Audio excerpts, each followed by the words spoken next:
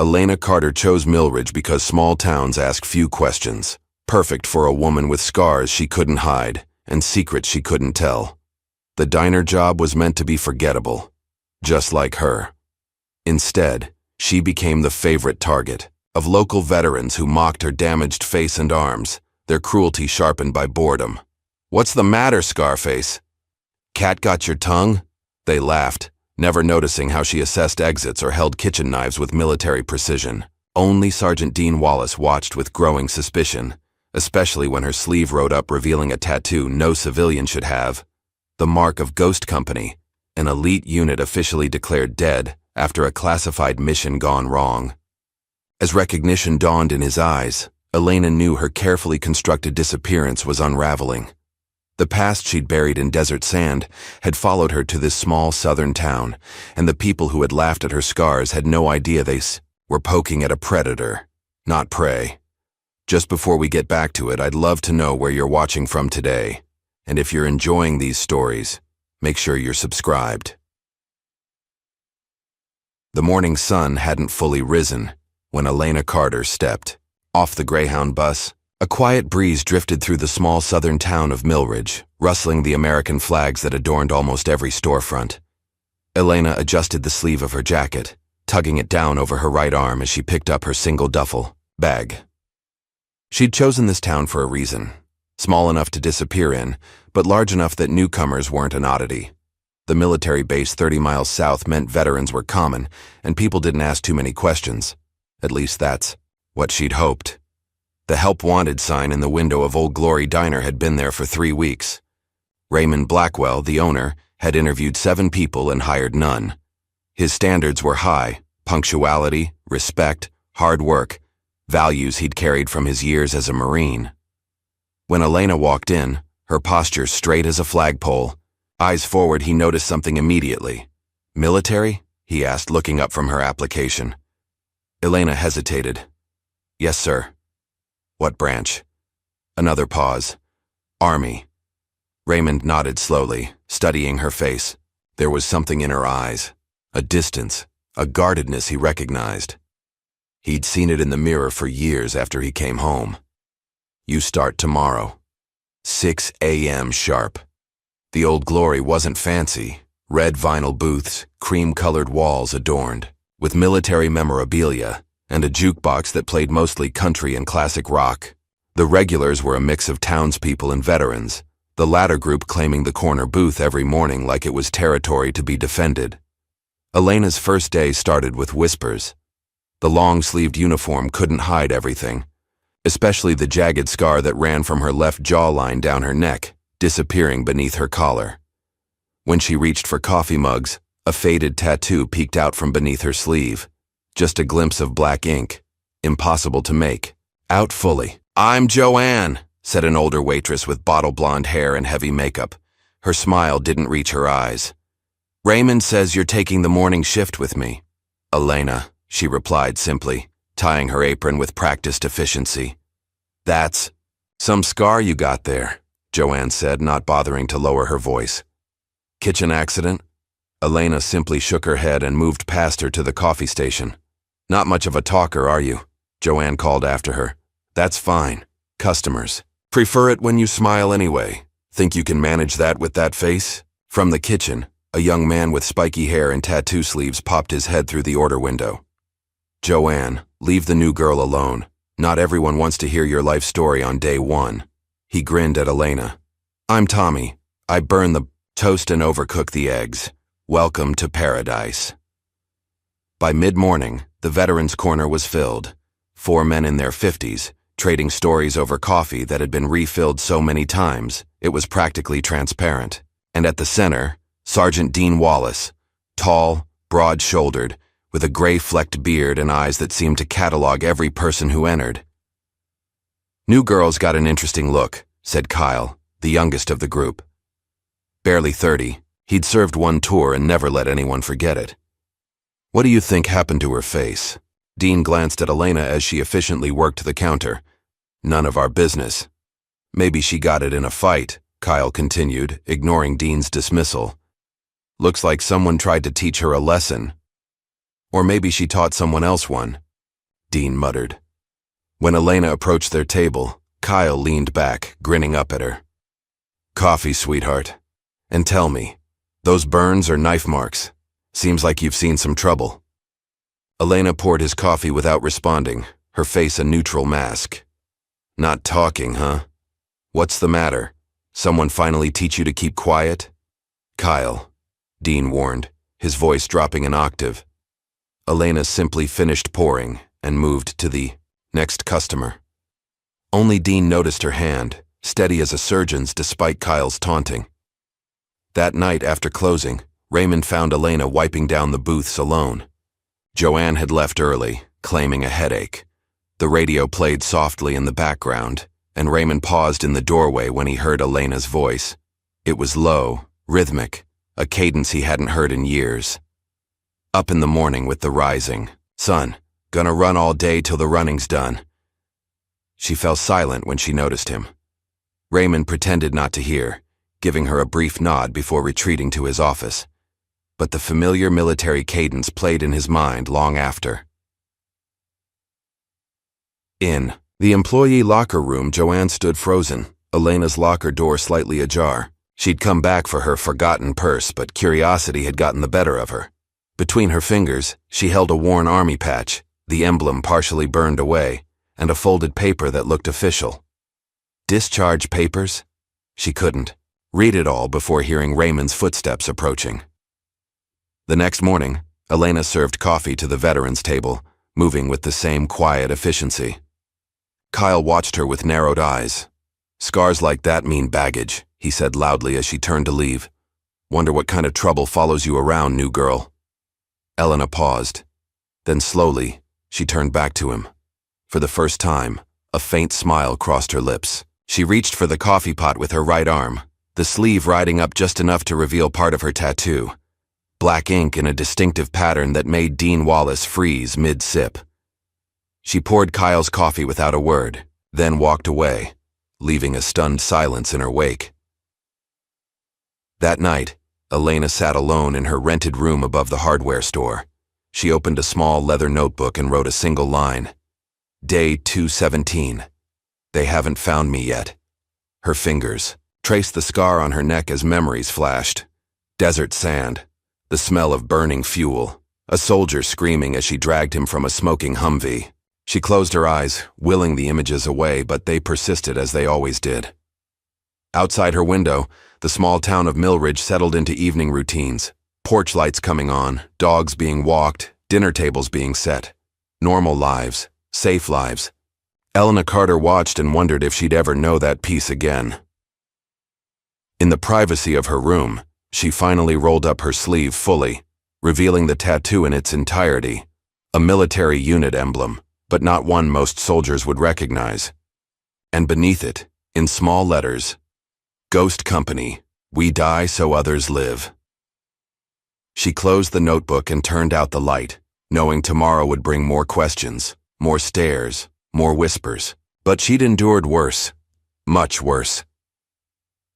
The morning rush at Old Glory Diner had developed a rhythm Elena could anticipate.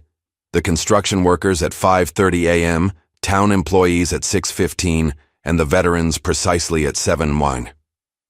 Dean Wallace always entered, first, as if securing the area before the others arrived. 3 weeks had passed since Elena started, and the whispers had mostly faded into background noise. Tommy had become friendly, asking no questions but offering small kindnesses. A fresh muffin set aside, taking difficult customers from her section. Joanne remained cool but professional, her suspicion evident in sideways glances. Elena was refilling Dean's coffee when it happened. She reached across to grab a fallen spoon, her sleeve riding up just enough. Dean's mug froze midway to his lips. Where'd you get that ink? His voice was low, controlled, but his eyes had widened slightly. Elena pulled her arm back, tugging her sleeve down. Excuse me? That tattoo. Where'd you get it? Dean's tone left no room for deflection. The other veterans at the table looked up, suddenly interested. Kyle leaned forward. I got a lot of tattoos, Elena said flatly. Most have stories I don't share. Turned and walked away, feeling Dean's eyes boring into her back. Something had shifted. She could sense it as clearly as an approaching storm. That night, Dean sat alone in his small house, a shoebox of old photographs spread across his kitchen table.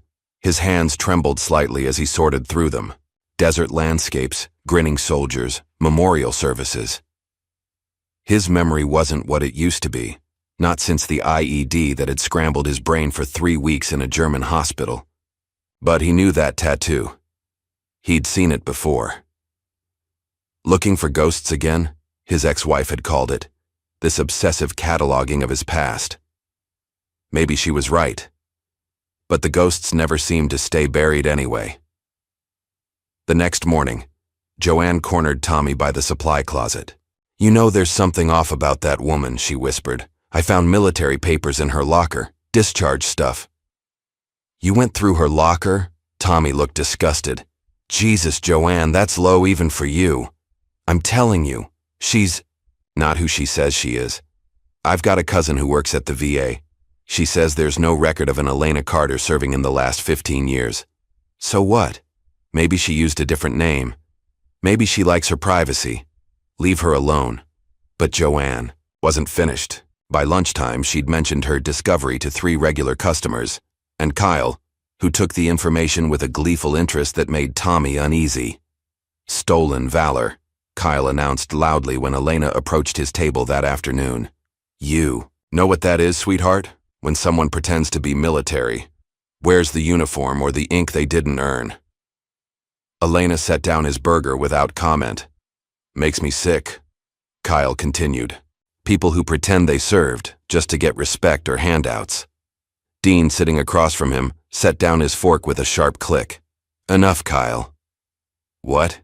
You sweet on her now?" Kyle laughed. "Come on, Dean. You saw that tattoo. No way she earned that." Dean's stare silenced him. It wasn't anger in his eyes. It was something colder. Kyle looked away first. Raymond had noticed the tension. From behind the counter, he watched the exchange, then followed Elena into the kitchen. "Everything okay out there?" he asked. "Fine," Elena replied, arranging slices of pie on plates. Raymond hesitated. "Listen, I don't pry into my employees' business, but if there's something I should know—" "There isn't." Elena's tone closed the door on the conversation. Later that afternoon, a customer Elena hadn't served before took a seat at the counter. Heavy-set, red-faced, already half-drunk at 3 in the afternoon. He watched her work for several minutes before calling out. "Hey, Scarface, I need some service here." The diner fell quiet. Elena approached him calmly. "What can I get you?" "What happened to you anyway? Your boyfriend get rough? Or maybe you're into that sort of thing." He grinned, revealing tobacco-stained teeth. Before Elena could respond, a chair scraped loudly. Dean Wallace stood, walked over, and placed himself directly behind the man. "You ever mock a Purple Heart vet again in front of me, you'll eat through a straw." The silence in the diner became absolute.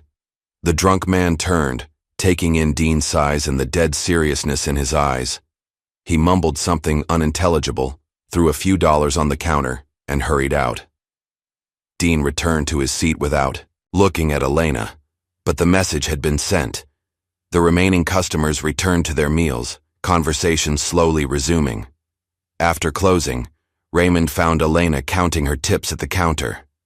"Dean doesn't speak up like that often," he said. Leaning against the register, Elena continued counting. "I didn't ask him to." "I know." Raymond paused. "I've seen tattoos like yours before."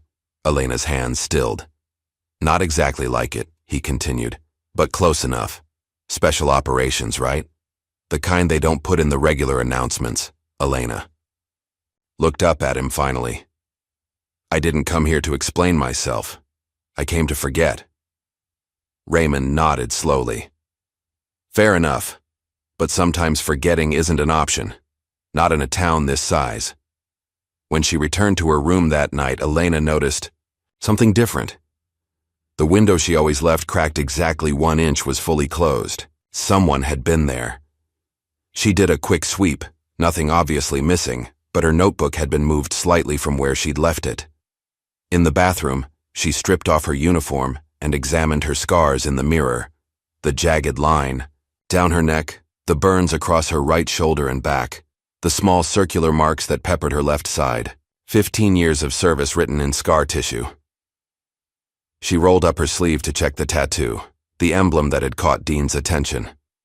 A stylized falcon with a lightning bolt surrounding a code that meant nothing to most people, GC 703. Ghost Company, 7th Squad, 3rd Platoon, a unit that officially had never existed. They weren't supposed to know, she whispered to her reflection. 2 days later, Dean was waiting for Elena when she arrived for her shift. He sat in his usual booth, but hours earlier than normal, a manila folder on the table before him. "I need 5 minutes," he said, as she tied her apron. Elena glanced at the empty diner, then at the clock. Raymond wouldn't arrive for another 30 minutes. She slid into the booth across from Dean. "I was Gulf War," Dean said without preamble. "Before that, special operations training at Fort Bragg. Never deployed with any special units, though." Elena said nothing. "But I had friends who did. One in particular, Mike Lawson. You know that name?" A flicker of something crossed Elena's face. Dean opened the folder and slid a photograph across the table. 8 soldiers in desert camo, faces streaked with dust and sweat, arms around each other's shoulders. In the center, a younger Elena, hair regulation short, face unscarred, eyes alive with something that had since dimmed. "I found this in Mike's things after he died," Dean said quietly. "No names written on it. No unit designation. But that tattoo?" He pointed to the visible mark on one soldier's arm. "That's the same one you have. And the thing is, I've asked around. Nobody's heard of any unit with that emblem." Elena stared at the photograph for a long moment. Her finger traced the edge but didn't touch the image itself. "What do you want, Sergeant Wallace?" "The truth," he replied simply. "Who are you really? And why are you hiding in a diner in the middle of nowhere?" Elena slid the photograph back to him. "Some missions don't leave paperwork," she said softly. "But they leave scars. That's all you need to know." She stood to leave, but Dean wasn't finished. "There are people in this town who respect what veterans have done, and there are people like Kyle who just like having something to hold over others. If you're hiding something that puts a target on your back, I deserve to know." "Why?" Elena asked. "Because you appointed yourself my protector?" "Because whatever you're running from might not stay buried," Dean replied. "And I don't want civilians caught in the crossfire." The words hung between them, an acknowledgement of a danger neither was willing to fully name. Raymond arrived early that morning to find Elena and Dean sitting in silence, the photograph between them. He recognized the tension immediately, the kind that came before decisions that couldn't be unmade. As he moved toward them, Elena stood abruptly. "My shift starts now," she said, walking past Raymond without meeting his eyes. Dean gathered the photograph back into his folder. When Raymond raised an eyebrow in question, Dean shook his head slightly. Some conversations weren't meant to be shared. The morning progressed normally, but beneath the routine, currents were shifting. Joanne watched Elena with renewed suspicion. Tommy noticed Dean watching Elena with something like concern. And Kyle, always looking for weakness, sensed opportunity. In the employee locker room, Elena found her locker open again, nothing missing, but the message clear. Her privacy was an illusion here. She changed quickly, then removed her notebook from its hiding place behind the loose baseboard. The photo she kept inside was singed around the edges, the same group from Dean's photograph, but with one face scratched out violently. On the back, a date, March 17th, 2009. The day everything changed.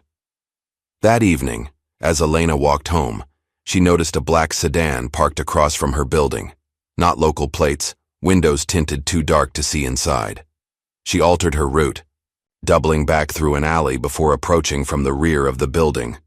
In her room, she lifted the loose floorboard beneath her bed and removed a small metal box.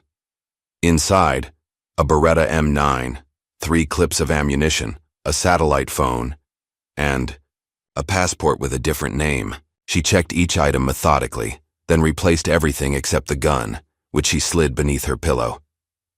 Sleep came in fragments that night, broken by dreams of desert heat and the sound of gunfire. In one dream, she was dragging a wounded soldier through sand that turned to quicksand, pulling them both down.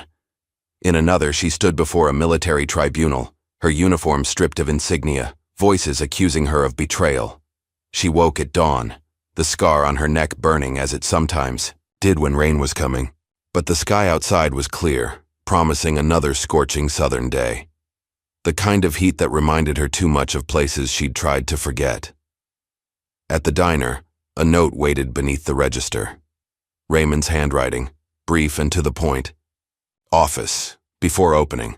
She found him sorting receipts, reading glasses perched on his nose. He looked up as she entered, gesturing to the chair across from his desk. "I've been trying to find you," he said without preamble.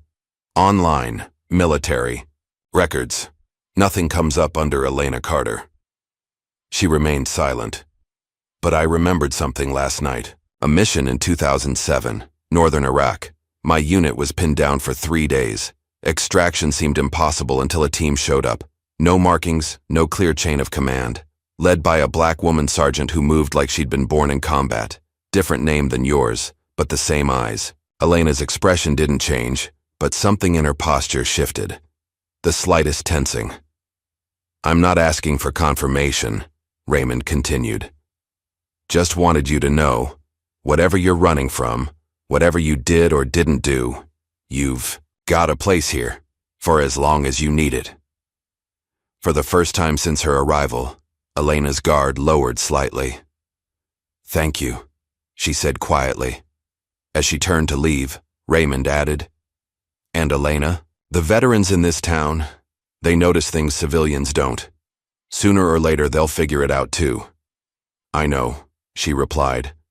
"That's what I'm afraid of." Raymond Blackwell couldn't sleep. The ceiling fan in his bedroom spun lazily overhead, doing little to dispel the summer heat or the memories that kept him awake. He'd been trying for weeks to place Elena's face, and tonight it had finally clicked. Baghdad, 2007. His platoon had been separated from their convoy during a sandstorm, then ambushed. 3 days pinned down in an abandoned school, supplies dwindling, 2 men critically wounded. When extraction seemed impossible, they appeared, a small unit without standard insignia, moving with precision through enemy territory. And leading them, a young black sergeant, her voice steady as gunfire erupted around them. "Hold position! We're getting you out!" She dragged 2 of his men through 50 yards of open ground under heavy fire. When a building collapsed, cutting off their escape route, she'd found another way, navigating through the burning city like she'd memorized every alley. Raymond had tried to thank her afterward, to get her name for his report. She'd simply shaken her head. "We weren't here, Marine. You extracted yourselves." He'd checked records later, tried to find any mention of the unit. Nothing. As if they'd been ghosts. Now, 13 years later, that same woman was serving coffee in his diner. Different name, her face marked by new scars, but the same steady gaze, the same precise movements. Raymond knew what it meant when soldiers disappeared from records. Nothing good. Morning light was breaking as he finally drifted off, the pieces of the puzzle still not quite fitting together. Across town, Dean Wallace was conducting his own investigation. The photograph had gnawed at him for days. He'd called in favors, contacted old military buddies, searched online archives. Finally, a name emerged, Ghost Company. His contact, a retired intelligence officer named Harris, had sounded nervous on the phone. "Where did you hear that name?" "Just came across it," Dean had lied. "Sounds like some special ops folklore." A long pause. They were real, officially designated Special Reconnaissance Unit 7, but Ghost Company was what they called themselves. Multi-branch special operations, primarily focused on high-risk extractions and intelligence gathering. Why haven't I heard of them? Because in 2009 they were officially disavowed. Mission went bad, details classified beyond anything I had access to. After that, The unit was wiped from records. The survivors scattered. Survivors? Dean had pressed. How many died? Officially? All of them. The words echoed in Dean's mind as he drove to the diner the next morning. If Elena had been part of Ghost Company, she was officially dead, and someone wanted to keep it that way. At the same time, across town, Joanne Miller opened her front door to find her son waiting. Brian Miller had his mother's eyes and his father's temper. Discharged from the Army 2 years ago, he'd drifted between construction jobs and bar fights ever since. "Morning, Mom," he said, pushing past her into the house. "Got any coffee?" Joanne hurried after him. "Brian, what are you doing here? I thought you were in Atlanta." "Got bored." He rummaged through her refrigerator. "Besides, heard there might be someone interesting in town." Joanne froze. "What do you mean?" Brian turned, leaning against the counter. "Friend called. Said there's a woman working at Dad's old hangout, scarred up, military type. That ring any bells?" The hair on Joanne's neck stood up. "How would your friend know about her?" "Small world, Mom." He pulled out his phone, showing her a social media post, a blurry photo of Elena at the diner. "She's got a reputation in certain circles. Thought I'd come see for myself." Joanne studied her son's face, remembering the day military police had arrived at their door. The dishonorable discharge, Brian's insistence that he'd been set up, that a black female sergeant had falsified reports against him. "What did she do to you?" Joanne asked quietly. Brian's smile didn't reach his eyes. "Let's just say we have unfinished business." At the diner, the morning rush moved in its usual rhythm. Elena worked mechanically, her mind elsewhere. The black sedan had reappeared outside her apartment building. Twice now, she'd spotted men in suits watching the diner from across the street. They were getting closer. A crash from the kitchen broke her concentration. Tommy had dropped a stack of plates, cursing as he knelt to clean up the mess. Elena moved to help him. "Sorry," he muttered. "Butterfingers today." She knelt beside him, gathering ceramic shards. "It happens." Tommy glanced around, then lowered his voice. "My cousin was deployed in 2008, 75th Rangers. Said a unit extracted them after an ambush outside Fallujah. No markings, led by a female. Sergeant." He met her eyes directly. He remembered her because she carried him 2 miles with a shrapnel wound in her own leg. Never got to thank her. Elena's face remained impassive, but her hand stilled momentarily. "Why are you telling me this?" "Because he described her tattoo to me once, same as yours." Tommy gathered another handful of broken ceramic. "Don't worry, I won't say anything." Before Elena could respond, the bell above the door chimed. Dean Wallace entered, earlier than usual, his expression grim. Behind him walked Kyle, looking smug. Elena returned to the counter, feeling the weight of their attention. Something had changed. Kyle knew something, or thought he did. "The usual?" she asked as they sat at their regular booth. Dean nodded, not meeting her eyes. Kyle leaned back, arms spread across the booth. "Actually, I'll have whatever our hero recommends," he said, the word hero dripping with sarcasm. "Since she's so experienced." Elena ignored the bait. "Coffee and toast coming up." As she walked away, she caught Raymond watching the exchange. From his office doorway, concern etched in his features. The day progressed with mounting tension. Kyle made increasingly pointed comments about fake soldiers and war stories. Dean remained unusually quiet, as if wrestling with a decision.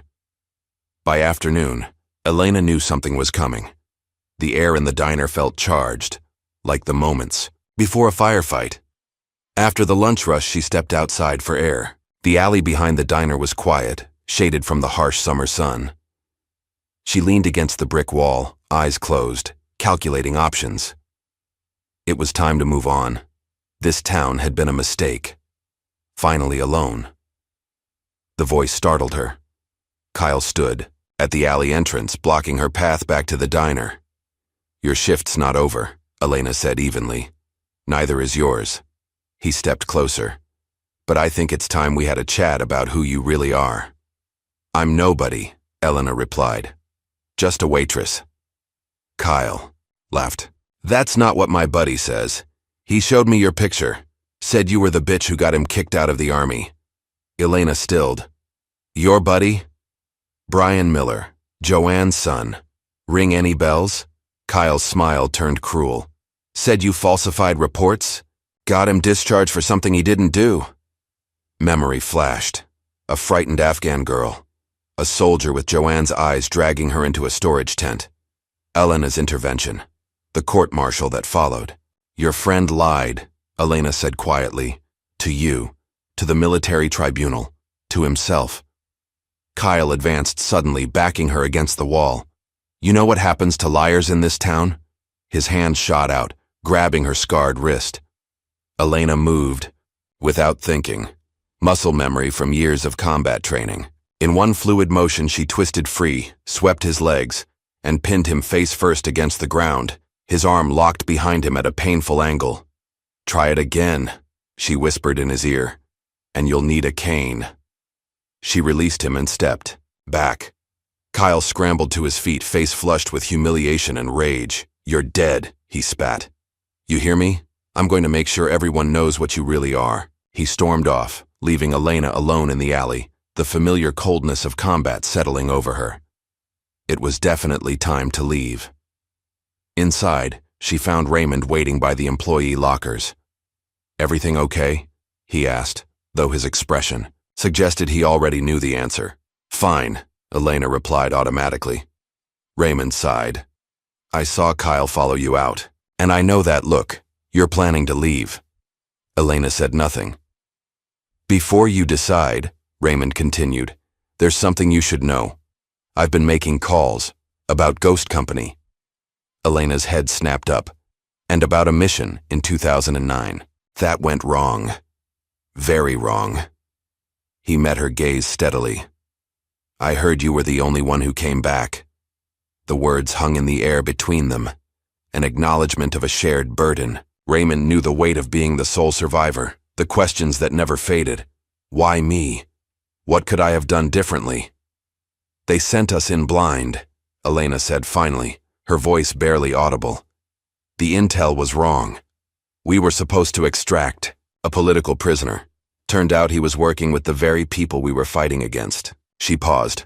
My commanding officer realized it too late. He ordered us to complete the mission anyway. I refused. And they buried it, Raymond finished. Made you disappear along with the truth. Elena nodded once. You're more than what they see? Raymond said quietly. And you've got a place here for as long as you want it. He handed her a folded paper. Her schedule. Upgraded to more hours. The pay rate doubled. A peace offering. A reason to stay. That evening after her shift, Elena walked through the diner's dining room, collecting salt shakers for refilling. The place was nearly empty. Just Dean at his usual booth, nursing a coffee gone cold. Sergeant, he acknowledged. As she passed, Elena paused. I'm not a sergeant anymore. Once a soldier, always a soldier. Dean gestured to the seat across from him. Got a minute? She hesitated, then slid into the booth. I made a mistake, Dean said, his voice low. In 2009, I was working security contracts. Private sector, but still connected. I heard chatter about a mission, Ghost Company being sent into a trap. Elena's expression hardened. What are you saying? I knew the commanding officer who authorized that mission, Colonel Barrett. We'd served together years before. Dean's hands trembled slightly. He asked for my assessment of the intel. I saw the red flags, but I kept quiet. Didn't want to contradict a superior officer. The revelation hit Elena like physical pain. You knew? Not everything. Not enough to stop it. But enough that I should have spoken up. Dean met her gaze, the weight of 13 years of guilt evident in his eyes. I've lived with that decision every day since. Elena fought the urge to walk away, or worse, the faces of her fallen teammates flashed through her mind. Friends, family, all gone because of faulty intel that someone could have questioned. Why tell me this now? She managed finally. Because Barrett's looking for you, Dean said, and he's getting close. As if on cue, the bell above the door chimed. A well-dressed man entered, mid-50s, military posture, eyes that missed nothing. Colonel James Barrett had arrived. Elena felt time slow, the way it did in combat. Barrett hadn't changed much, a little grayer at the temples, a few more lines around his eyes, but the same calculating expression. He scanned the diner, his gaze stopping when it reached Elena. A thin smile spread across his face. "Sergeant Carter," he said, using her real name for the first time since she'd arrived in Millridge. "Or is it Bennett now? Or Williams? You've used so many names, it's hard to keep track." Dean stood, positioning himself between them. "James." Barrett's eyebrows rose slightly. "Dean Wallace. Small world. I wasn't aware you two were acquainted." "What do you want?" Elena asked, remaining seated, forcing calm into her voice. "Just a conversation." Barrett approached, uninvited. "About unfinished business." Raymond emerged from the kitchen, alerted by the tension. "We're closed," he announced. Barrett ignored him, focus fixed on Elena. "You have something that belongs to us, Sergeant. Intelligence that was never meant to see the light of day." "I don't have anything," Elena replied evenly. "No?" Barrett smiled again. "Then you won't mind coming with me to confirm that. For national security, of course." Raymond stepped forward. "She's not going anywhere with you." Barrett finally acknowledged him with a dismissive glance. "This is military business, civilian. I suggest you stay out of it." "My diner, my rules," Raymond replied. "And I don't recall inviting you in." The standoff stretched, the air charged with potential violence. Finally, Barrett nodded, his smile never reaching his eyes. "Another time, then." He placed a business card on the table. "When you're ready to talk, Sergeant." He left as suddenly as he'd arrived, the bell chiming cheerfully in his wake. Elena stared at the card, her hand unconsciously touching the scar on her neck. The past had found her, just as she'd always known it would. That night, Elena checked the diner thoroughly before leaving, a habit born from years of watching for threats. Her vigilance was rewarded when she found it, a small electronic device hidden inside a napkin dispenser. A listening bug, military grade. She crushed it beneath her heel, then texted Dean. "They're looking for me again." Walking home, the weight of a knife concealed in her sleeve offered little comfort. The black SUV following at a distance was no longer being subtle. Barrett was done waiting. The next morning dawned with an unnatural quiet. Elena arrived at the diner early, checking every corner for additional surveillance. Finding none, she began prep work in the kitchen, the familiar routine a temporary distraction from the approaching storm. Tommy arrived next, unusually subdued. "There's a guy in a suit outside," he reported. "Been there since I walked up." Elena nodded, unsurprised. "More will come." "What's going on?" Tommy asked. "For real?" Before she could answer, or more likely deflect, the front door opened. Colonel Barrett entered, followed by two men in civilian clothes with military bearing. Raymond emerged from the office, positioned himself behind the counter, one hand beneath where Elena knew he kept an old service pistol. "Elena Carter," Barrett announced formally, "I need you to come with us." The diner was empty, save for them. Too early for customers. Elena dried her hands slowly on a dish towel. "On what authority?" Barrett produced an official-looking document. "Military intelligence. You're AWOL with classified information that poses a threat to national security." Elena approached, examined the paper without touching it. "This says I'm accused of stealing classified intelligence. That's not what happened, and you know it." "What I know," Barrett replied coldly, "is that you disobeyed direct orders, compromised a high-priority mission, and disappeared with sensitive information. That makes you a traitor." "That mission was dirty," Elena said, her voice steady despite the adrenaline coursing through her. "I buried the truth for their protection." She gestured toward his men. "But if they want a war, I've still got my uniform."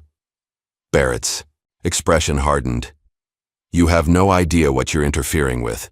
There are bigger things at stake than your conscience. The door chimed again. Dean Wallace entered, taking in the scene with a veteran's practiced assessment. "What's going on here, Barrett?" he demanded. Barrett turned, irritation flickering across his features. "This doesn't concern you, Wallace. Military business." "In a civilian establishment," Dean countered. "Let me see that warrant." As the men argued, Joanne slipped in through the back entrance. She froze momentarily at the tension-filled scene, then moved purposefully to her locker.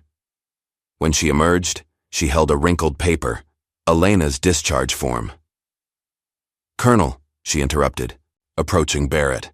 "If she's trouble, I want her gone from here." She handed him the paper. "Found this in her things weeks ago." Barrett smiled as he examined the document. "Thank you, ma'am. Very helpful." The betrayal stung Elena less than it might have. She'd expected it from Joanne, whose loyalty to her son outweighed any workplace courtesy. Barrett pocketed the discharge paper and nodded to his men. "Sergeant Carter, you're coming with us. Now." "She's not going anywhere." Dean stepped between them. Barrett sighed with theatrical patience. "Wallace, you're interfering with a national security matter. Step aside or face charges yourself." "What national security?" Dean demanded. "The mission was 13 years ago. You were there too, weren't you, Sergeant?" Barrett's voice dropped. "You saw the intel. You knew what we were really doing." Dean's face paled slightly. "I saw enough to know it was wrong." The standoff might have continued, but the diner's front door burst open. Kyle and 3 friends entered, purposeful and angry. "There she is," Kyle announced. "The fraud." The situation deteriorated rapidly. Barrett's men moved to detain Elena. Dean interceded physically. Kyle and his friends, misreading the situation as their chance for revenge, joined the fray. In the chaos, Barrett produced handcuffs, snapping one around Elena's wrist before she could react. Then everything changed. Dean's fist connected with Barrett's jaw, a clean, practiced strike. Barrett stumbled back, shocked. His men reached for concealed weapons. Kyle and his friends, suddenly realizing they'd walked into something far beyond their understanding, retreated toward the door. Elena seized the moment. With one fluid motion, she twisted the handcuff, using Barrett's momentary disorientation to flip him onto a table. Glass shattered, coffee spilled. The diner erupted into pandemonium. "Go!" Dean shouted to Elena. "I'll hold them." Raymond appeared from behind the counter, his old service pistol now visible. "Back door. My truck keys are on the hook." Elena hesitated only briefly before moving. Years of training took over. Assess, decide, act. She grabbed Raymond's keys and bolted through the kitchen, past a wide-eyed Tommy. Behind her, she heard Dean confronting Barrett. "You want to detain someone? Start with me. I've got 13 years of testimony about your operation waiting for a hearing." Outside, Raymond's truck started on the first try. Elena pulled away, just as Barrett's men emerged from the diner, in the rearview mirror. She saw Dean being roughly restrained, still shouting as they forced him into a black SUV. He had sacrificed himself to give her time, a debt she couldn't repay with flight. The town of Millridge blurred past as Elena drove, her mind racing through options. Running would only delay the inevitable. Barrett would find her again, and next time, he'd be less inclined toward conversation. She needed leverage, the kind that could stop men like Barrett permanently. 20 minutes outside town, Elena pulled onto a logging road that wound up into the forested hills. Raymond had mentioned an old ranger cabin he maintained, a weekend getaway, rarely used. If his directions were accurate, it would provide temporary shelter. The cabin was small but solid, hidden among pine trees on a ridge overlooking the valley. Elena secured the perimeter by habit, checking sight lines and possible approaches. Inside, she found basic supplies, canned food, bottled water, a first aid kit. Enough to last a few days. From the cabin's porch, she could see Millridge in the distance, small, vulnerable, full of people who had nothing to do with her war, but would be caught in the crossfire if Barrett decided to escalate. Night fell. Elena sat in darkness, weighing options. Barrett wanted something specific, not just her silence, but information he believed she possessed. The truth about that final mission was more dangerous than she'd realized. A memory surfaced. Major Reva Hale, her commanding officer, passing her a small drive moments before the ambush. "If anything happens to me, make sure this gets out." Elena had never viewed the drive's contents. After escaping the ambush, she'd hidden it, unwilling to risk exposing information that had already cost lives. Now, it might be the only thing keeping her alive. As midnight approached, Elena made her decision. From her pocket, she removed a small emergency flare, standard military issue, compact and powerful. She stepped onto the porch and fired it into the night sky. The red light arced high above the trees, burning bright against the darkness. 3 minutes. Nothing happened. Then, faintly at first, came the sound of movement in the forest below, someone approaching with the careful precision of military training. Elena readied herself, hand on the knife at her belt. Friend or foe, she would be prepared. A voice called from the darkness, female, authoritative, achingly familiar. "Ghost, 2. Is that really you?" Elena's breath caught. A figure emerged from the tree line, a black woman in her 50s, lean and weathered, moving with the fluid grace of a lifetime soldier despite the cane in her right hand. Major Reva Hale, presumed dead for 13 years. "They buried us in silence," Reva said, approaching the cabin. "But we weren't done talking." Elena descended the porch steps slowly, disbelief warring with a sudden fierce hope. "They told me everyone died," she said. "The entire unit." Reva's smile was grim. "They never found all of us." The two women stood facing each other in the moonlight, survivors of a war most people never knew existed, carrying truths that powerful men had tried to bury. Ghosts returned to haunt those who had condemned them to death. Behind them, the lights of Millridge twinkled in the valley. Somewhere in that town, Barrett was planning his next move. Dean was possibly in custody. Raymond and Tommy were caught. In the middle of a conflict not of their making, the past had arrived, demanding its due, and this time, Elena wouldn't face it alone. The night air carried a chill despite the summer season, as if the mountains themselves recognized the gravity of the reunion taking place. Elena and Reva stood facing each other, 13 years of separation hanging between them like a physical presence. "I looked for you," Elena said finally. "For months after, there was nothing. No records, no graves, no answers." Reva leaned on her cane, her expression softening slightly. "That was the point. After you escaped, Barrett declared the entire operation classified. Ghost Company never existed.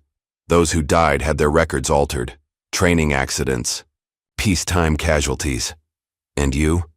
Officially died of injuries sustained in a helicopter crash." Reva's smile was bitter. "Unofficially, I was given a choice: permanent silence or permanent disappearance." Elena processed this, remembering the chaos of that final day, the ambush, the firefight, the desperate evacuation. She'd been separated from her unit, forced to find her own way out. By the time she'd reached safety, Ghost Company had been erased from existence. "You could have contacted me," she said, unable to keep the accusation from her voice. "And risk them finding you too?" Reva shook her head. "I made the call to protect whoever survived. Staying hidden was safest. Until now." "They already found me," Elena said. "They'll find you too." Reva's expression hardened. "Then we better make sure we're ready when they do." Inside the cabin, they spoke in hushed tones, comparing fragments of intelligence gathered over years in hiding. Reva had been watching Barrett, from the shadows, collecting evidence of an operation that went far beyond a single botched mission. "It was never about extracting a political prisoner," Reva explained, spreading hand-drawn maps across the cabin's small table. "That was the cover. The real mission was to secure weapons being sold to insurgents." "By who?" Elena asked, though she already suspected the answer. "By us." Reva's voice was flat. "Or rather by a private contractor with ties to Barrett's command. They were running weapons through official channels, making millions. Our mission would have exposed the operation." The pieces clicked into place, Why a routine extraction had turned into an ambush. Why an entire special operations unit had been disavowed. Why Barrett was still hunting survivors 13 years later. They sacrificed Ghost Company to protect a weapons deal, Elena said, the full weight of the betrayal settling over her anew. And they're still operating, Riva added. Different names, different regions, same game. Barrett's been promoted. Twice since then. He's protected. Elena thought of Dean, possibly in custody now because of her. Of Raymond Tommy, the diner. Collateral damage in a war they never signed up for. Not anymore, she said firmly. It ends here. Riva studied her former lieutenant, noting the determination that even years of hiding couldn't diminish. You always were the conscience of Ghost Company, she said softly. Even when it cost you. Dawn was breaking when they finished strategizing. Elena stepped onto the porch, watching the town of Millridge come alive in the distance. Somewhere down there, Barrett was hunting her. But now, for the first time in years, she was hunting him back. Back in town, the aftermath of the diner confrontation had rippled through the community. Dean Wallace sat in the county sheriff's office, refusing to answer questions without a lawyer present. The sheriff, a former Navy man named Harwood, was clearly uncomfortable with the military personnel demanding Dean's cooperation. This is my jurisdiction, he reminded Barrett. You want to detain one of my citizens? You go through proper channels. Barrett's smile never reached his eyes. This is a matter of national security, Sheriff. Proper channels have been established. Not in my county, they haven't, Sheriff Harwood replied. Not until I see federal warrants signed by a judge I recognize. The standoff might have continued, but Kyle Anderson pushed his way into the office, his earlier bravado replaced by visible agitation. What the hell is going on? He demanded. You said that woman was a fraud, stealing valor. You didn't say anything about military police and classified operations. Barrett regarded Kyle with thinly veiled contempt. This doesn't concern you, civilian. Like hell it doesn't, Kyle shot back. You used me to get to her. Made me think I was doing some patriotic duty, exposing a fake. She is a fake, Barrett said smoothly. Everything she's told you is a lie. She abandoned her unit, left soldiers to die. Dean looked up sharply. That's not what happened, and you know it. Barrett turned to him. Careful, Wallace. You weren't there. I was. I saw the reports, Dean countered. The real ones, before you had them altered. The tension in the room shifted. Sheriff Harwood's attention focused on Barrett with new suspicion. Altered reports? He echoed. That's a serious accusation. Barrett straightened his jacket. This conversation is over. Wallace comes with us. National Security Directive. He handed the sheriff a document bearing official seals. Your cooperation is appreciated, but not required. Outside the sheriff's office, Kyle stood alone, wrestling with conflicting narratives. The woman he'd mocked and harassed for weeks. Was she a hero or a traitor? Barrett's words didn't align with what he'd witnessed in the diner, the way Dean and Raymond had defended her. Impulsively, he headed toward the woods where he'd seen Elena escape. Whatever the truth was, he needed to hear it from her. Meanwhile, at the Old Glory Diner, Raymond had closed for the day. The mess from the confrontation remained. Shattered mugs, overturned chairs, a testament to violence erupting in a place meant for community. Tommy helped with cleanup, uncharacteristically. Serious. What happens now? Raymond picked up a broken plate, adding it to a growing pile. Depends on Elena, and on what Barrett does next. She's in real trouble, isn't she? Tommy asked. Like, not just military trouble, but the kind people disappear over. Raymond considered his response carefully. In my experience, when powerful men go to these lengths to bury something, it's because the truth would cost them everything. The bell above the door chimed. Joanne entered, her usual confidence notably absent. She surveyed the damage before meeting Raymond's gaze. Is she really a fugitive? She asked quietly. No, Raymond replied. She's a soldier who refused an illegal order. One that would have cost innocent lives. Joanne hesitated. Brian told me she falsified reports against him, got him discharged for something he didn't do.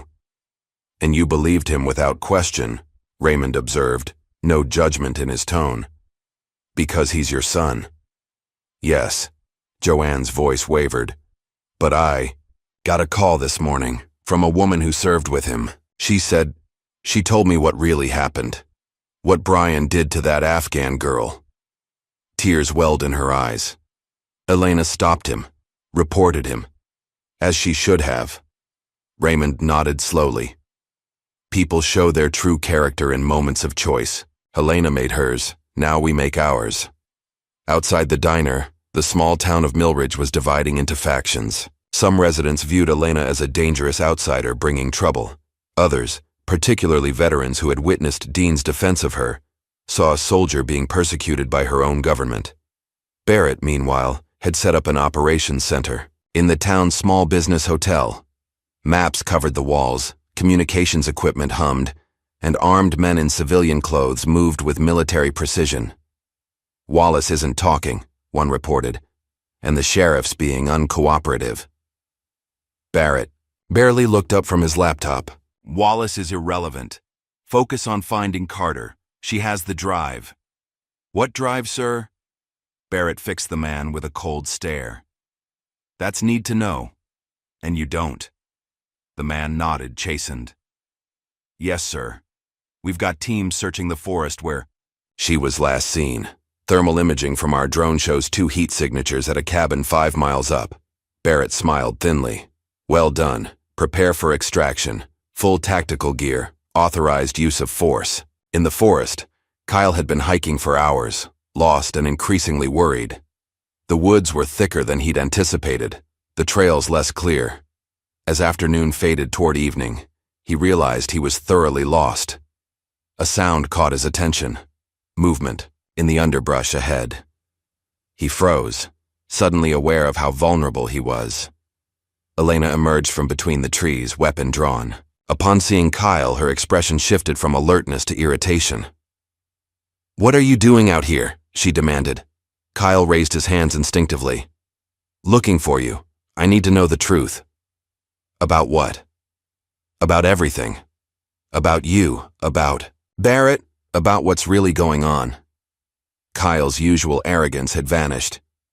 "Barrett said you abandoned your unit. Dean says you saved lives by disobeying orders. I don't know what to believe anymore." Elena studied him for a long moment, weighing options.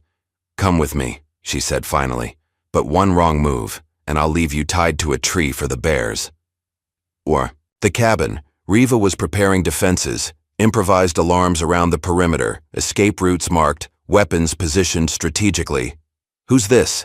she asked sharply as Elena returned with Kyle.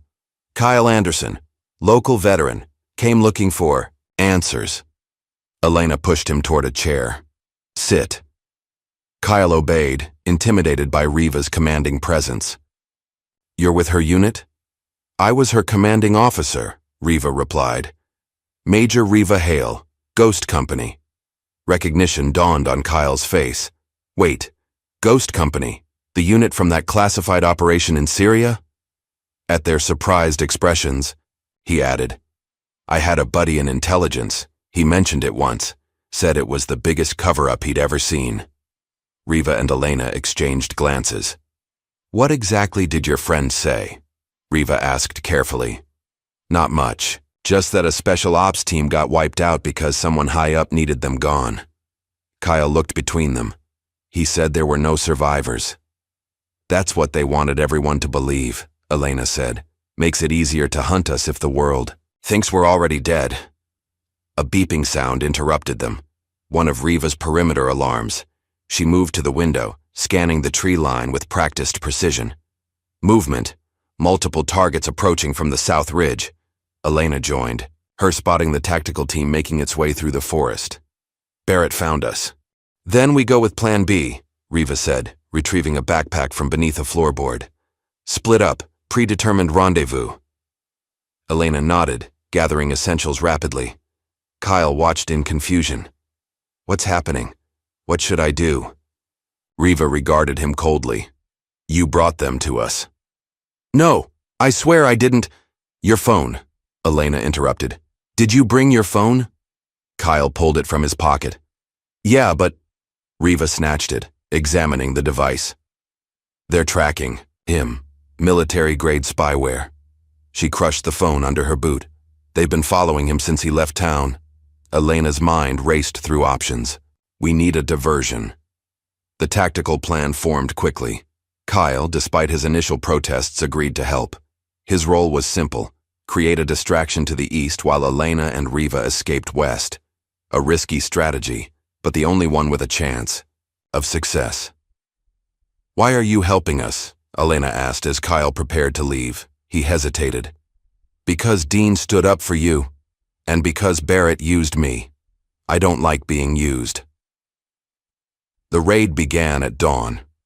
Barrett's team approached from multiple angles, employing standard military tactics against what they assumed were two isolated targets. They weren't prepared for the countermeasures: smoke bombs, improvised from cabin supplies, obscured sightlines. Tripwires triggered falling branches and brush piles. The forest itself became a weapon in the hands of soldiers trained to use any environment to their advantage. Kyle played his part perfectly, creating enough noise to draw half the team eastward. In the confusion, Elena and Riva slipped away to the west, moving swiftly despite Riva's limp. 2 miles from the cabin, they separated. Riva heading toward a predetermined safe house, Elena circling back toward town. They had agreed the time for hiding was over. Barrett needed to be exposed, and for that, they needed allies. Elena moved through the forest with practiced stealth, avoiding patrols and staying off main trails. She was nearly at the forest's edge when gunfire erupted. In the distance, sharp cracks followed by shouting. She froze, listening intently. The gunfire wasn't from the direction Kyle had gone, but from Riva's escape route. Against all tactical sense, Elena turned back, moving rapidly toward the sound. The terrain was rough, slowing her progress. By the time she reached the clearing, where the confrontation had occurred, it was over. Blood marked the dirt. Shell casings glinted in the morning sun, and Riva lay against a fallen log, her hand pressed to her abdomen, crimson spreading between her fingers. "Told you not to come back," Riva said through gritted teeth as Elena knelt beside her. "Shut up and let me see." Elena examined the wound. Clean through and through, serious but not immediately fatal if treated. She began applying pressure using supplies from her pack. "Barrett's men?" she asked. Riva nodded. 2-man scout team. They're down, but more will come. Elena worked quickly, bandaging the wound as best she could. "Can you move?" "Not fast enough." Riva grabbed Elena's wrist with surprising strength. "Leave me. Complete the mission." "Not happening." "That's an order, Lieutenant." Elena met her gaze steadily. "With all due respect, Major, I don't take orders from ghosts." With effort, she helped Riva to her feet, supporting her weight. They moved slowly, every step clearly painful for the older woman. After 100 yards, Riva stumbled, nearly falling. "Stop," she gasped. "This isn't working." She reached into her jacket, removing a small metal case. Inside was a USB drive, weathered but intact. "The original mission files," Riva explained. "Everything, the weapons deals, the money trail, the names. I've been adding to it for years." She pressed it into Elena's hand. "Don't let me die for nothing. Finish this." Elena closed her fingers around the drive. 13 years of truth contained in a device smaller than her thumb. "We finish it together." Always the optimist. Riva's smile was strained. "Now go. That's the last order I'll ever give you." Elena hesitated, torn between loyalty and duty. Then, from the distance came voices. Barrett's men closing in. "I'll come back for you," she promised, helping Riva into a hidden position beneath thick underbrush. "You better," Riva replied. "I've got 13 years of complaints about your insubordination saved up." Elena moved away with a final glance back, the drive secure in her pocket. Whatever happened next, the truth would not stay buried. The morning. Sun cast long shadows across Millridge's main street as Elena made her way back into town. She had abandoned stealth for speed, knowing Barrett's focus would be on the forest rather than the town itself. Her first priority was finding Dean. If Barrett had him in custody, official or otherwise, time was limited. She needed allies, information, and a plan. The sheriff's office seemed the logical starting point, but approaching it directly was too risky. Instead, Elena circled behind the adjacent buildings, using service alleys to avoid the main roads. As she passed behind the diner, a figure emerged from the back door. Tommy froze when he saw her, then quickly waved her inside. "Everyone's looking for you," he said, closing the door behind them. "Barrett's got men all over town." "Where's Dean?" Elena asked. "Sheriff's office at first, but they moved him. Some kind of temporary detention at the hotel where Barrett's set up." Tommy lowered his voice. "Raymond's trying to get to him through legal channels, but they're stonewalling." Elena nodded, processing the information. "I need your help." "Whatever you need," Tommy replied without hesitation. "My cousin told me what your unit did in Fallujah. I owe you." "I need a distraction. Something to draw Barrett's men to one side of town while I approach from the other." Tommy grinned. "I can do one better. Give me 20 minutes. While Tommy set his plan in motion, Elena used the diner's landline to make a call, a number she'd memorized years ago but never used. 3 rings, then a gruff voice answered. "Sullivan." "It's Bennett," Elena said, using her real surname for the first time in years. "I need the favor you owe me." The voice on the other end was silent for a moment. "Thought you were dead." "Not yet, but I need help staying that way." Another pause. "What do you need?" "Pressure. High level. On Colonel James Barrett, current assignment. Milridge County. That's a big ask. He's running weapons through military channels, has been for years, I have proof." The silence stretched longer this time. "Upload the proof to a secure server. I'll make calls." Elena glanced at the drive in her hand. "I need time to access the data. Can you slow him down until then?" 12 hours. That's all I can guarantee." "It's enough. Thank you." "Don't thank me yet." The line went dead. Outside, the sound of sirens filled the air.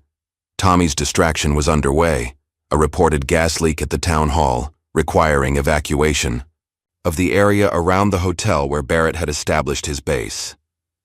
Elena slipped out the back door, moving confidently toward the now less guarded hotel. The drive felt heavy in her pocket. 13 years of secrets, lives lost, and a conspiracy that reached into the highest levels of military command. She was halfway across the back parking lot when a vehicle screeched to a halt beside her. The passenger door flew open, revealing Kyle behind the wheel. "Get in," he urged. "Barrett's men spotted Tommy. They know it's a diversion." Elena hesitated only briefly before sliding into the car. Kyle accelerated away, taking back roads out of town. "Why are you helping me?" Elena asked. Kyle kept his eyes on the road. "I got separated from Barrett's men during the raid. Overheard them talking about eliminating all witnesses, including me." His knuckles whitened on the steering wheel. "Figured that meant I picked the wrong side." "Where are we going?" "East Road, toward the highway. Then wherever you need." Elena considered her options. The drive contained the evidence, but she needed equipment to access and upload it, and time Barrett wouldn't give her. "The county library," she decided. "It's outside Barrett's search zone and has computer access." Kyle nodded, turning onto a rural road that would circle around to the library without passing through town center. "Dean stood up for you," he said, after a few minutes of silence. "Got himself arrested protecting someone he barely knows. That means something." "It does," Elena agreed. "Barrett said you abandoned your unit, left them to die." Kyle glanced at her. "But that's not what happened, is it?" "No."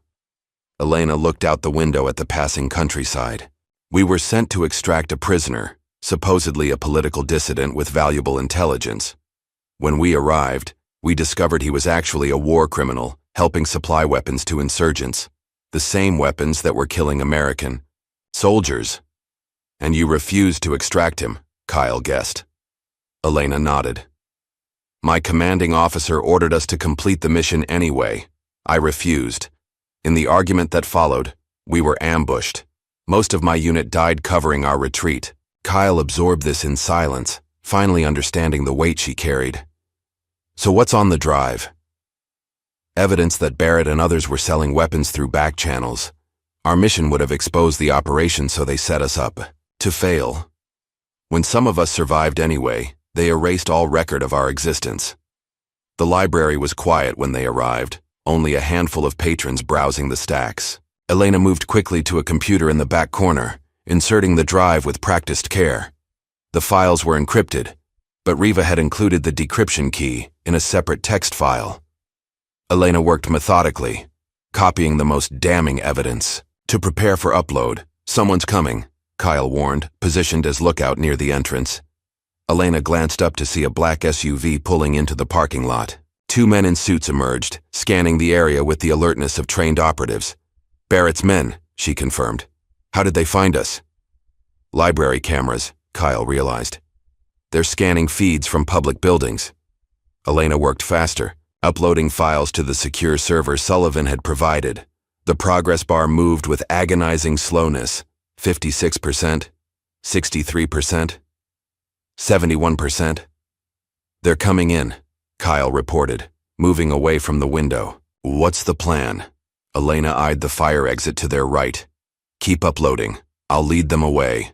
Before Kyle could protest, she was moving, deliberately visible as she passed the front desk. Barrett's men spotted her immediately, changing direction. To pursue. Elena led them through the non-fiction section, down a service corridor, and out a side door. The chase continued across the library grounds and into a residential neighborhood beyond.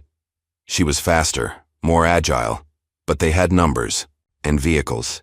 Eventually, they cornered her in a construction site at the edge of town, half-built homes and stacks of materials offering temporary cover, but no real escape. Barrett himself arrived minutes later, stepping from a black SUV with the confidence of a man who believed he'd won. "It's over, Sergeant," he called, his voice echoing among the unfinished structures. "There's nowhere left to run." Elena emerged from behind a stack of lumber, hands visible. "You're right. I'm done running." Barrett smiled thinly. "Where is the drive?" "Safe, and its contents already uploaded." The smile vanished. "You're bluffing." "Am I?" Elena met his gaze steadily. "In about an hour, your superiors will receive detailed evidence of your weapons operation. The names, the dates, the money trail. Everything." Barrett's composure slipped, just slightly. "Who would believe you over me? You're a disgraced soldier, officially dead for 13 years. They'll believe the evidence. And they'll believe Major Hale, whose testimony is included in those files." "Hale is dead," Barrett snapped. "Like me?" Elena's smile was cold. "Ghosts can be surprisingly talkative when they want to be." Barrett signaled to his men, who moved, to flank Elena. "Search her. Find the drive." "It's not on me," Elena said calmly, "and your time is running out." As Barrett's men closed in, a new sound cut through the air. Police sirens approaching rapidly. Moments later, Sheriff Harwood's cruiser pulled up, followed by two deputy vehicles. "This is a military operation, Sheriff," Barrett called clearly, irritated by the interruption. Harwood stepped out, hand resting casually on his sidearm. "Actually, it's not. Just got word from the Pentagon. Your operation has been officially suspended pending investigation." Barrett's face darkened. "That's impossible. Tell that to General Sullivan, who signed the order." Harwood produced an official document. "All personnel under your command are to stand down immediately." Elena fought to keep her expression neutral. Sullivan had come through, faster than expected. Barrett's world was collapsing around him. His men hesitated, looking to him for direction but clearly unwilling to defy a direct Pentagon order. "This isn't over," he said to Elena, his voice low and dangerous. "You're right," she agreed. "It's just beginning." As Barrett was escorted to the sheriff's cruiser, Elena noticed movement behind the gathered vehicles. Dean Wallace approached, accompanied by Raymond and Tommy. "You okay?" Dean asked, examining her for injuries. "I am now," she replied. "How? Did you get released?" "Pentagon order," Raymond explained. Same one that suspended Barrett's operation. Whatever you did, it worked, Tommy grinned. The whole town's talking. Half of them think you're a hero. The other half think you're a spy. Either way, it's good for business. Elena managed a tired smile. Speaking of business, I think I missed my shift. Consider it a paid vacation, Raymond said dryly. Though you might want to find a new career. Waitressing seems to attract trouble for you. As they walked toward Raymond's truck, Elena felt the weight of 13 years beginning to lift. Barrett was in custody. The truth was coming to light. For the first time since Ghost Company fell, justice seemed possible. But one task remained. Unfinished. I need to go back to the forest, she told Dean. Riva's still out there, wounded. Dean nodded immediately. I'll drive. Raymond, can you handle things here? Go, Raymond urged. Bring her home. The forest was quiet as Elena led Dean to where she'd left Riva. The underbrush showed signs of movement. Riva had dragged herself deeper into cover, leaving a faint trail only Elena could recognize. They found her semi-conscious, her bandages soaked through but still alive. Her eyes focused on Elena with effort. Took you long enough, she murmured. Traffic was hell, Elena replied, the familiar banter a relief after hours of tension. Barrett's in custody. The files are uploaded. It's over. It's never over, Riva said weakly. But it's a start. As Dean helped Elena carry Riva back to the vehicle, the setting sun painted the forest in gold and shadow. In town, lights were coming on, life continuing despite the day's drama. Elena looked back once at the wilderness that had sheltered them. For 13 years she had lived as a ghost, haunting the edges of a world that had declared her dead. Now, step by painful step, she was walking back into the light. And she wasn't walking alone. 3 weeks after Barrett's arrest, the bell above the Old Glory Diner's door chimed. Conversation stilled as Elena Carter walked in, dressed not in her waitress uniform but in jeans and a simple black t-shirt. Her scars were visible, as was the tattoo on her arm, no longer hidden beneath long sleeves. Silence hung for a moment before Tommy broke it with a whoop from the kitchen. Look who's back from the dead! The tension dissolved. Several patrons stood, offering nods of respect or quiet words of welcome. Elena moved through the diner with the same quiet dignity she'd always shown, but there was something different. Now, a weight lifted, a shadow dispelled. Joanne stood behind the counter, her usual confidence replaced by uncertainty. When Elena approached, she straightened, meeting her gaze directly. If you still want the job, Joanne said, holding out a fresh apron. Raymond says your position is open. Elena accepted the apron, the simple gesture bridging a gulf between them. Thank you. Joanne nodded once, eyes bright with unshed tears, then busied herself with the coffee machine. No further words were needed. The apron said everything. Raymond emerged from his office, his usually stern expression softening at the sight of Elena back in his diner. Wasn't sure you'd come back, he said quietly. Neither was I, Elena admitted. But I've been running for 13 years. Gets exhausting after a while. Raymond led her to a quiet booth in the corner, away from curious ears. How's Riva? Stable. Doctors say she'll walk again, but the recovery will be slow. Elena sipped the coffee Joanne had silently placed before her. She's at the VA hospital in Atlanta. Better security there. And Barrett? Military custody.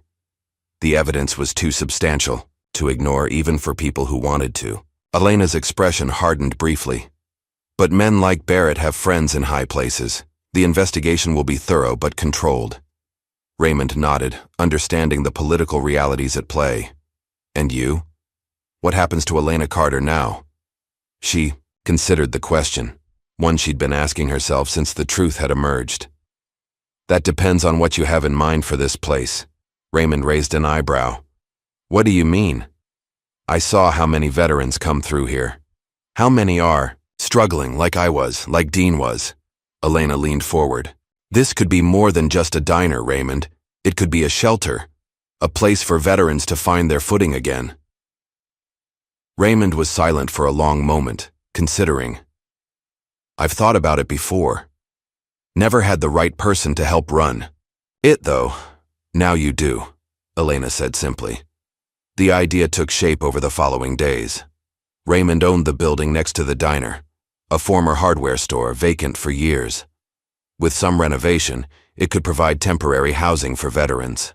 In transition, the diner would offer employment opportunities, and Elena's military connections could help navigate the labyrinth of VA benefits and services. Word spread quickly through the town. Some residents donated furniture, tools, or time. Others kept their distance, still uncertain about the woman who had brought military conflict to their quiet community. One afternoon, as Elena was measuring spaces in the future shelter, a hesitant knock came at the door. Kyle Anderson stood outside, hands shoved in his pockets, expression somewhere between embarrassment and determination. "Heard you might need help with construction," he said when Elena opened the door. She studied him for a moment. "We could use an extra pair of hands." Kyle nodded, stepping inside. "I wanted to say," he began, then stopped, struggling with the words. "What I said to you when you first came here, about your scars, it was wrong." "Yes, it was," Elena agreed, offering neither absolution nor condemnation. "I wrote this," Kyle continued, pulling a folded paper from his pocket. "It's not much, just an apology. A real one." Elena accepted the letter without reading it. "What changed your mind about me?"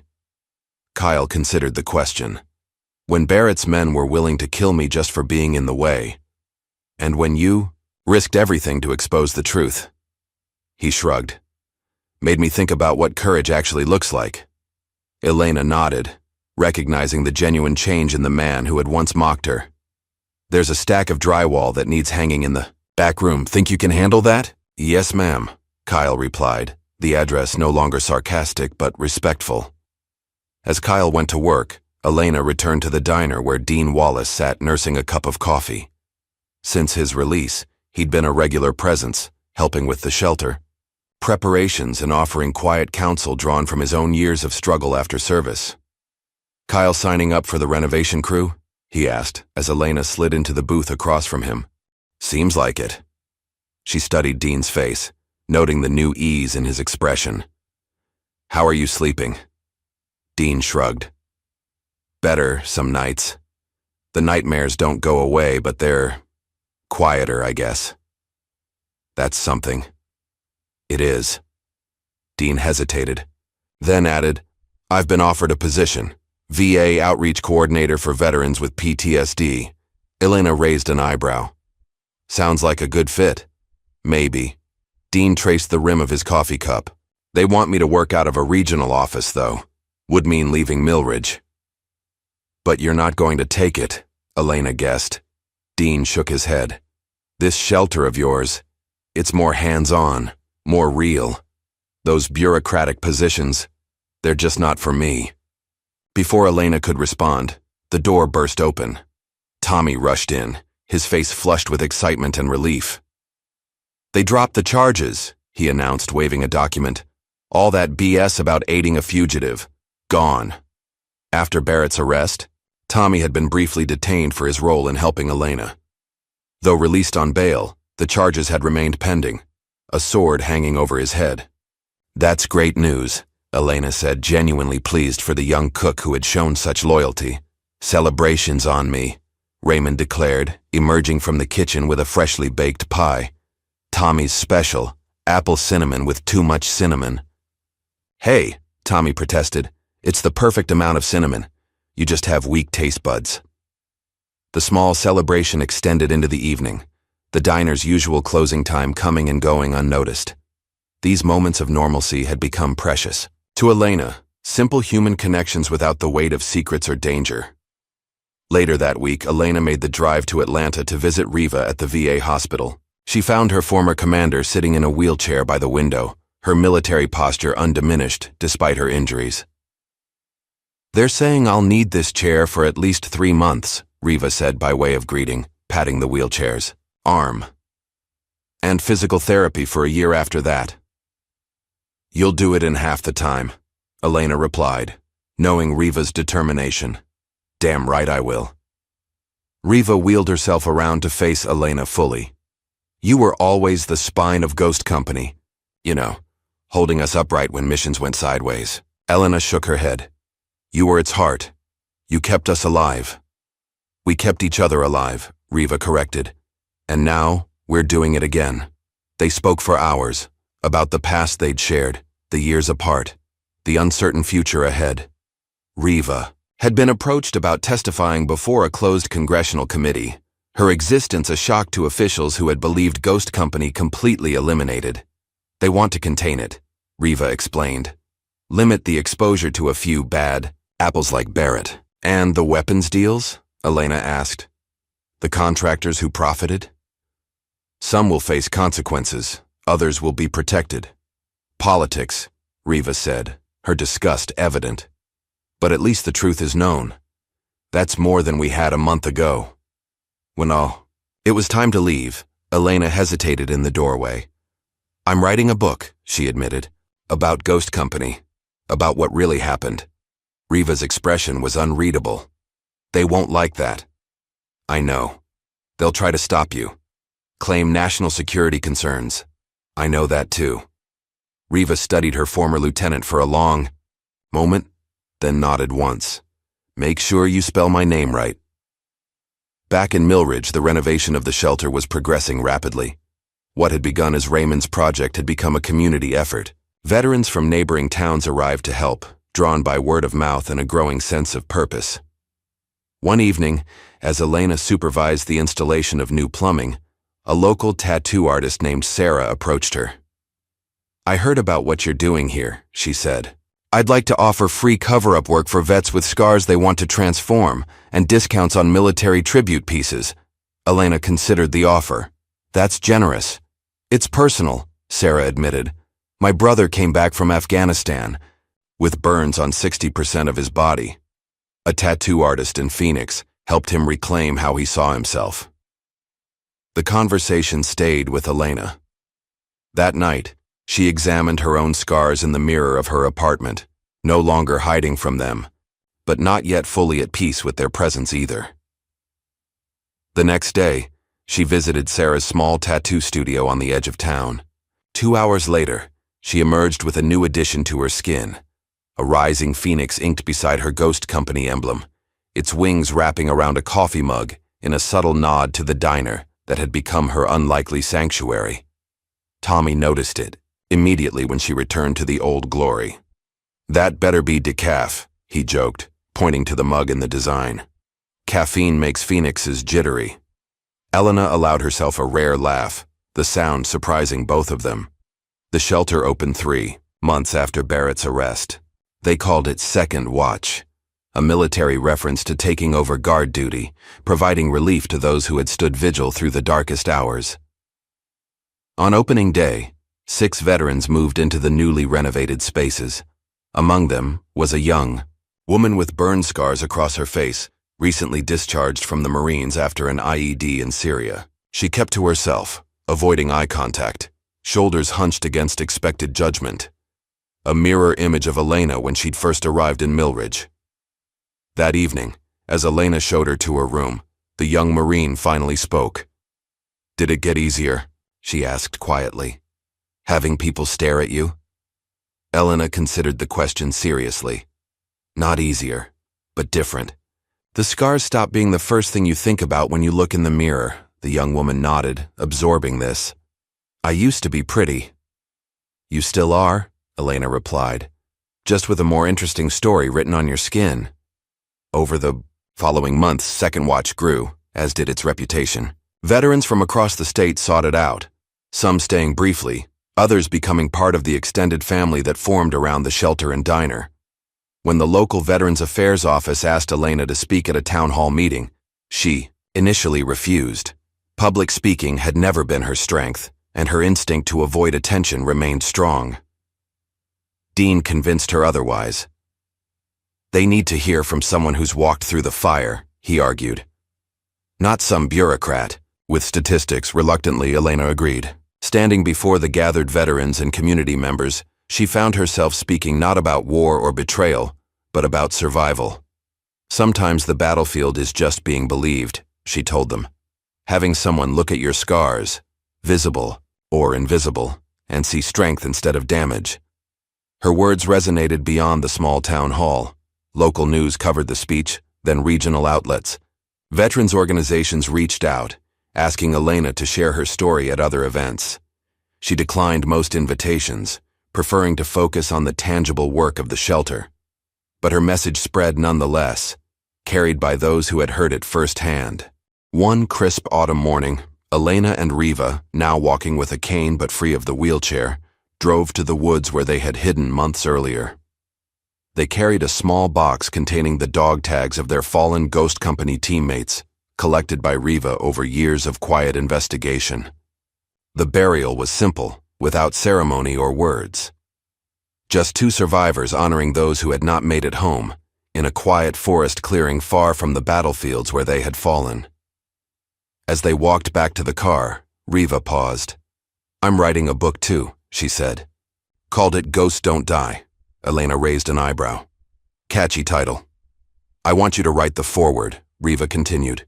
"Tell your part of the story." Elena hesitated, then nodded. "I'll write it. But I already know the last line." "What's that?" "We served in silence so others could speak." Riva smiled, approving. "Damn right we did." Winter settled over Millridge, snow dusting the town in a pristine white that seemed to mute the harshness of the world. The holiday season brought increased business to the diner and a wave of donations to the shelter, evidence of the community's growing acceptance of what Elena and Raymond had built. On a quiet December morning, Elena found an official letter in her mailbox.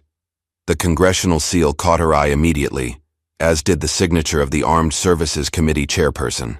Inside was an invitation.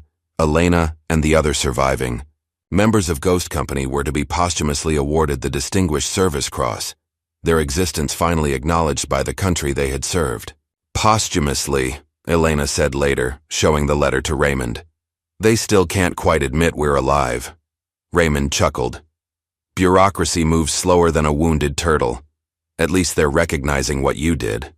The ceremony was scheduled for February in Washington. Elena approached it with mixed emotions, pride in her unit's recognition, wariness of the political theater involved, concern about public exposure after years in hiding. Riva shared her ambivalence. "They'll try to control the narrative," she warned during one of their weekly phone calls. "Make it about heroism and sacrifice, not about the cover-up."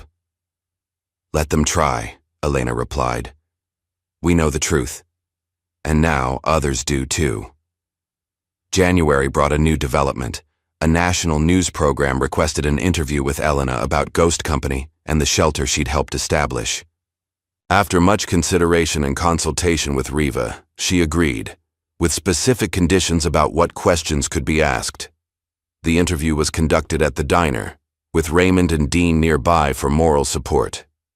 The reporter, a veteran herself, approached the story with unexpected sensitivity. "Why did you stay quiet for so long?" she asked as the cameras rolled. Elena met her gaze directly. "Because I was told silence was safer than justice. I was wrong." The segment aired the following week, bringing a flood of attention to Millridge. Veterans arrived seeking help. Donations poured in. Media requests multiplied, most of which Elena declined. But most significantly, other survivors came forward, not from Ghost Company, but from similar units that had been disavowed or written out of official records.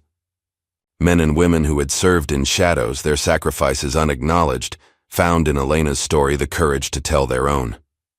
The military establishment responded with predictable damage control, acknowledging some claims, disputing others, emphasizing the necessity of classified operations while promising greater accountability. Through it all, Elena maintained her focus on the shelter and its residents. The public attention would fade, she knew, but the need would remain. In February, a local museum approached her about creating a small exhibit honoring Ghost Company. Initially reluctant, Elena eventually agreed after consulting with Riva and the families of their fallen teammates. "It should be their story, not just ours," she insisted, "the ones who didn't come back." The exhibit opened in March, a simple but powerful collection of photographs, letters, and personal effects. Elena curated it herself, ensuring accuracy and dignity in how her unit was portrayed. Barrett's trial proceeded through military courts, largely hidden from public view. Elena testified once, facing her former adversary across a sterile courtroom. His power diminished, his uniform stripped of insignia. Barrett seemed smaller somehow, just a man whose ambition had cost lives. His conviction brought not triumph, but a quiet sense of completion. Some debts could never be fully repaid. Some wounds never fully healed, but the scales of justice had finally acknowledged the weight of his crimes. Spring brought new growth to Milridge and to the shelter. What had begun as temporary housing evolved into a comprehensive support system, job training, counseling, peer mentorship, all designed to help veterans transition back into civilian life. One sunny afternoon, Elena was handling the lunch rush at the diner when a young girl entered with her mother. The child, perhaps 10 years old, had a prominent burn mark covering one side of her face. She stared at Elena with frank curiosity. "I like your tattoo," the girl said when Elena brought their order. "Mine's ugly, though." She gestured to her scarred cheek. Elena set down her tray and knelt to the girl's eye level. "Can I tell you something about scars?" The girl nodded. "Scars just mean you lived through fire," Elena said gently. "They're proof you're stronger than whatever tried to hurt you." The girl considered this, then smiled, a real smile that transformed her face. "Like a superhero origin story?" "Exactly like that," Elena agreed. That evening, the diner hosted its first Veterans Voice Night, an open mic event where former service members could share stories, poetry, or music. The idea had come from Dean, who recognized the healing power of giving voice to experiences often kept silent. The turnout exceeded expectations. Veterans from Milridge and surrounding communities filled the booths and counter seats. Some shared combat experiences, others spoke of the challenges of coming home. Tears were shed, laughter erupted, and in the spaces between words, a community strengthened its bonds. Joanne surprised everyone by speaking about her son Brian. Not to defend his actions, but to acknowledge the complex reality of a family torn between love and accountability. "He made choices I can't excuse," she said, her voice steady despite the emotion behind it. "But he's still my son, and I'm learning that supporting him doesn't mean denying what he did wrong." Her raw honesty earned respectful nods from many veterans present, who understood too well the ripple effects of trauma through families and communities. Summer arrived with an unexpected letter. A group of female cadets from the nearby military academy requested to meet Elena. Intrigued, she agreed to a visit at the diner. 6 young women arrived in civilian clothes, but with unmistakable military bearing. Their leader, a serious-faced cadet named Williams, explained their interest. "They added Ghost Company to the tactical operations curriculum," she said, "but the official version still downplays your role as a female commanding officer." She glanced at Riva, who had joined them for the meeting. "We wanted to hear the real story." For the next 2 hours, Elena and Riva shared their experiences, the challenges they'd faced not just in combat, but in a system still adjusting to women in leadership roles. The cadets listened intently, asking thoughtful questions about tactical decisions, leadership philosophy, and resilience. As they prepared to leave, William stood at attention. "Permission to speak freely, ma'am?" Riva smiled slightly. "Granted.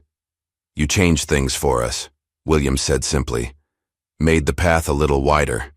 The cadets offered a crisp salute, not required in civilian clothes, but given freely as a gesture of respect. Elena and Riva returned it automatically, muscle memory from years of service. That evening, as the sun set over Milridge, Elena stepped outside the diner for a moment of quiet reflection. A year had passed since her arrival, a year of revelation, confrontation, and finally, rebuilding. The town had changed. She had changed. The scars remained, both physical and emotional, but they no longer defined her story. As she watched, the group of cadets walked past on the opposite sidewalk. Seeing Elena, they paused, then offered another salute before continuing on their way. Elena returned the gesture, a small smile crossing her face. The simple respect in their eyes contained no pity, no morbid curiosity about her scars, no judgment of her past, only recognition of a soldier who had walked the difficult path before them. She thought of the frightened waitress who had arrived in this town a year ago, hiding her scars and her truth. That woman had been a ghost, caught between worlds, belonging nowhere. The ghost was gone now. In her place stood a warrior, scarred, but whole. Her tattoo symbols not of pain but of survival. Her legacy not what had been taken from her, but what she had built from the ruins. Elena Carter stepped back into the warmth of the diner, leaving the door open behind her to welcome whoever might come next. What price would you pay for the truth when even your own country wants you silenced?